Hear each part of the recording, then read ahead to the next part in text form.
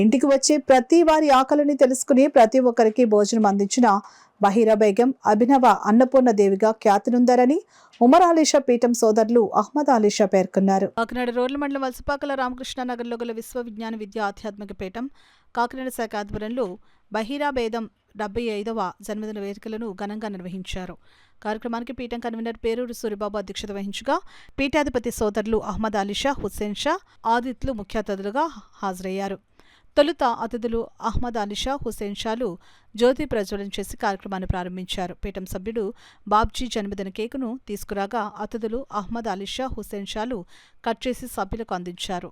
ఈ సందర్భంగా అతిథులు అహ్మద్ అలీషా, హుస్సేన్ షాలు మాట్లాడుతూ అష్టమ పీఠాధిపతులు మొహద్దీన్ బాషా స్వామి సతీమణిగా బహీరా బేగం 35 సంవత్సరాల పాటు సేవలు అందించారని అన్నారు. గురువు దర్శనానికి వచ్చిన వందలాది మంది శిష్యులకు చక్కటి భోజనం అందించి ఆశీర్వచనం ఇచ్చేవారని అన్నారు.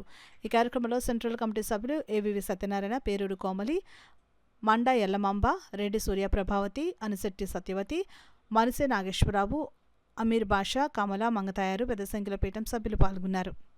వారితో చూసినటువంటి అనుభవాలు, వారితో గడిపినటువంటి ప్రతి క్షణాలు, ప్రతి ఒక్కరూ వాళ్ళ అనుభవాలు చెప్పుకుంటూ అలాగే వారి యొక్క విషయంలో ఎవరైతే ఎలా ఉన్నారో వారి విషయంలో నేను ఇలాగా నా జీవితకాలంలో ఇటువంటి మోక్షాన్ని పొందగలిగాను అని చెప్పేసి అందరూ సభాసభ్యులందరూ వివిధ కోణాల్లో వివిధ రకాలుగా అందరూ మాట్లాడారు.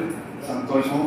మరి వారు ఒకరు అన్నపూర్ణదేవి అన్నారు, ఒకరిని మోక్షాన్ని ప్రసాదించే పార్వతీదేవి అన్నారు. ఇలా రకరకాల అమ్మని కొలుస్తూ అమ్మని కన్నా అమ్మ అంటూ అందరూ చాలా సంతోషకరంగా చెప్పడం జరిగింది.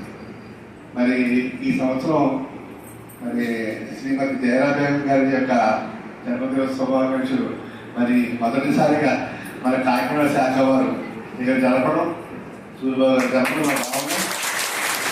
ఒక మంచి ఉద్దేశమైనటువంటి విషయం, ఆనందదాయకమైన విషయం, అందరూ ఆనందించవలసిన విషయం.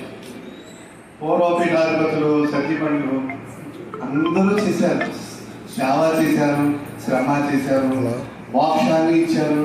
అలాగే వారి యొక్క